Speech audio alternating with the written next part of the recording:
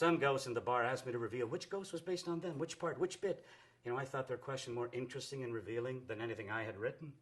I could not possibly call all the ghosts. I would have to, 2 city phone books at least. And what about the ghosts that were actually composites, parts of other parts? How can I call all those parts that made up the whole? Well, to see if it could be done, I drew up a chart, wrote out all the words said by each ghost, who said what, and when did each word, where did it come from, comma, period, all of it. And realize this word was said by that ghost, this other word by one in a book, this from a film, this from someone who got it from someone else who saw a film about a book where so-and-so said this or that, this phrase from a teacher, this bit from a student, a book, another film, an article, a thought, a friend, an enemy, a parent, a lover, all of them from life. How could I possibly call every single ghost? And what if they're all hurt in one way or another but refuse to show it, having an intellect with a highly sophisticated protective shield, a jamming screen to fog enemy radar defenses? I, the enemy.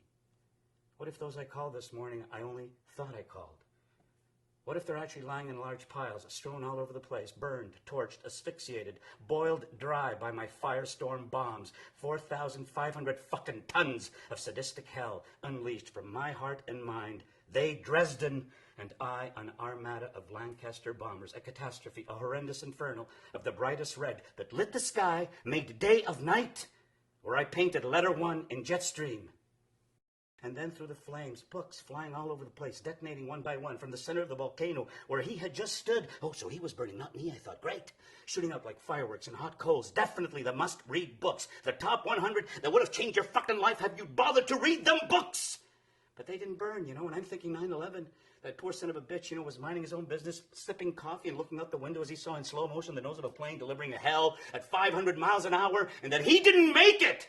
How could he? But that some of his office files and 8 by 10 pages survived that nightmare unscathed and actually rubbed it in by taking their sweet time, sipping tea even, on their way down, traveling like butterflies on paper planes, through 100 floors of nothingness, landing on the massive dead pile of ground zero.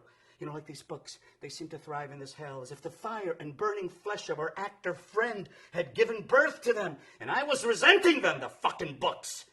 Not for what they say, not because they last, and not the way Shaw resented Shakespeare because he actually loved him, but because it didn't make a difference. They had not made a fucking difference. Yeats, Shaw, Ibsen, Strindberg, Chekhov, and we still had the Great War. Pirandello, Artaud, Brecht, and O'Neill couldn't prevent World War II. De Filippo, Miller, Williams, Foe, and Pinter, and all the others could not prevent what has happened since.